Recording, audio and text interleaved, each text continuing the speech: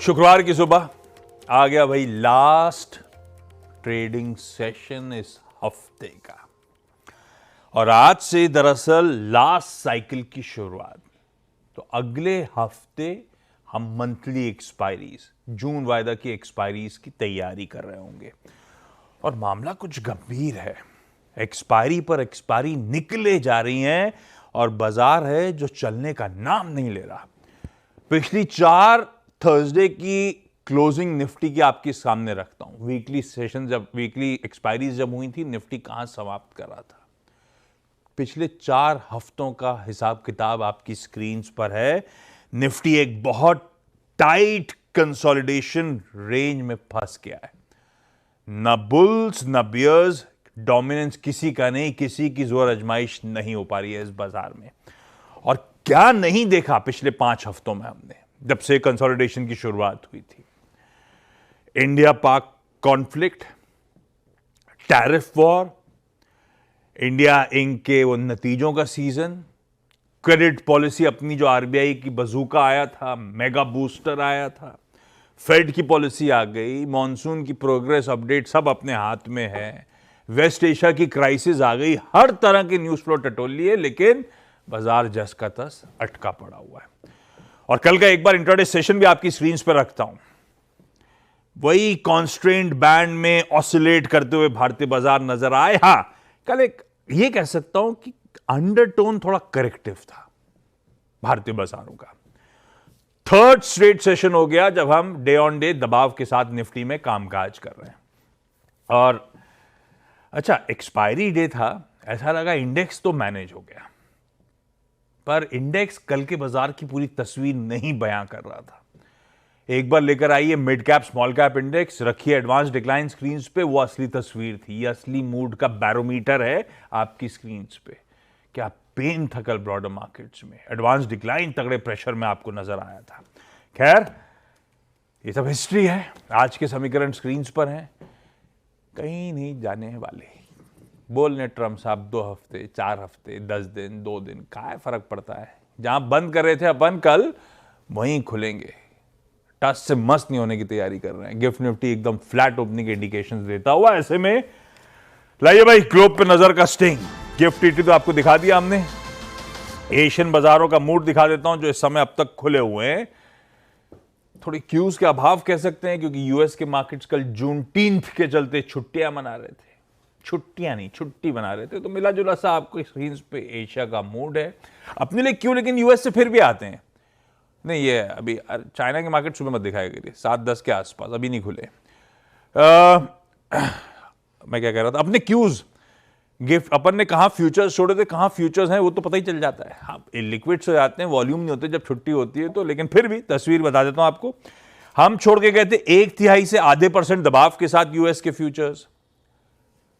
अभी सुबह तस्वीर में 1/4 से 1/3% दबाव है। तो जितना दबाव डाइजेस्ट करता है उससे थोड़ा बहुत तो सुधरा सा मामला है, लेकिन दबाव ही है। मतलब मोटा मोटी मैं बहाने ढूंढ रहा हूं, लेकिन जस के तस क्यूज हैं अपने लिए, ऐसा पकड़ लीजिए। तो ये फ्यूचर्स कहां खड़े थे, फ्यूचर्स कहां खड़े हैं, आपकी स्क्रीन पे रख दिया। लेकिन अंदर की सारी कहानी, कुछ यूएस में हुआ है तो, कुछ वेस्ट एशिया में हुआ है तो, बाकी सारे ग्लोब के डेवलपमेंट्स क्या हैं। हरमाज, गुड मॉर्निंग भाई साहब, क्या क्या इंपॉर्टेंट अपने लिए आज के लिए, और क्यूज कैसे लग रहे हैं। गुड मॉर्निंग आशीष। क्यूज तो अनसर्टन जैसे थे वैसे ही है, कोई ऐसे बदलाव तो आया नहीं है। मगर डोनाल्ड ट्रंप ने फिर से 1-2 हफ्ते की डेडलाइन दी है। वो हर बार आके 2 हफ्ते कहते हैं, होता वैसे कुछ है नहीं, मगर आसार इस बार थोड़े से अलग लग रहे हैं। कल भी व्हाइट हाउस ने ये बयान दिया कि 2 हफ्ते में वो डिसाइड करेंगे, फैसला लेंगे कि ईरान पर हमला करना चाहिए या नहीं। और वो इसलिए क्योंकि वो ये उम्मीद लगा रहे हैं कि 2 हफ्ते में कोई नेगोशिएशन हो जाए या कोई सीज फायर हो जाए, इस वजह से। और 2 हफ्ते बाद फिर वो फैसला लेंगे।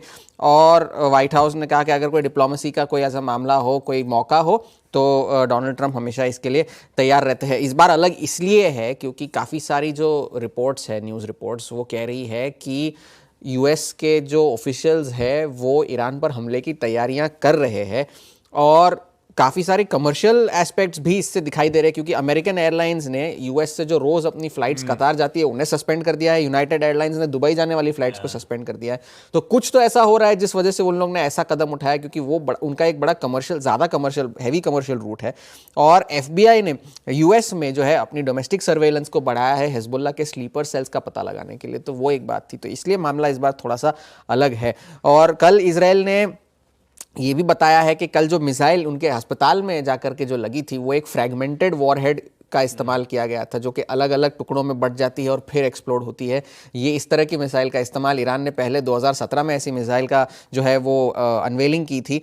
और बेंजामिन नेतन्याहू ने कल फिर से ये साफ किया कि हमारा जो उद्देश्य है वो सिर्फ ईरान की न्यूक्लियर कैपेबिलिटीज़ को डिस्ट्रॉय करना है, रिजीम चेंज का हमारा कोई इरादा नहीं है, हम तख्ता पलट नहीं करना चाहते वहाँ। मगर अगर हमने ऐसे हालात पैदा कर दिए तो शायद तख्ता पलट हो भी सकता है, अगर हुआ तो वो हमारी गलती नहीं है, हम सिर्फ उनके न्यूक्लियर कैपेबिलिटीज़ डिस्ट्रॉय करना चाहते हैं। दूसरी तरफ जो है बैक चैनल डिप्लोमेसीज जो है वो जारी है। आज जो है जर्मनी, यूके और इटली, फ्रांस के विदेश मंत्री जो है ईरान के विदेश मंत्री से जिनीवा में मुलाकात करेंगे। कल यूके के फॉरेन सेक्रेटरी और मार्को रूबियो की मुलाकात हुई, जिसमें उन्हें यह बताया गया है कि आप ईरान को यह संदेशा भिजवाइए कि अभी भी मौका है, बातचीत कर लीजिए, वरना जो है उसका खामियाजा आपको भुगतना पड़ेगा। तो ये बात शायद उन्हें आज कन्वे की जाए यूएई में। और यूएई के जो राष्ट्रपति के सलाहकार है उन्होंने भी कहा है कि ये जो हॉस्टिलिटीज़ है उन्हें ख़त्म किया जाना चाहिए और दोबारा जो है बातचीत पे शुरू की जानी चाहिए।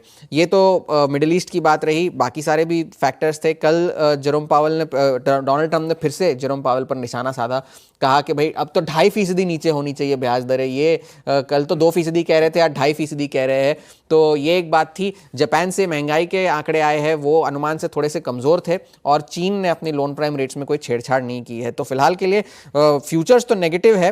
तेल की कीमतों में थोड़ा सा उछाल है, तो वहाँ नज़र रखिएगा, क्योंकि डोनाल्ड ट्रंप अब वीकेंड पर क्या फैसला लेते हैं वो सबसे बड़ी बात होगी।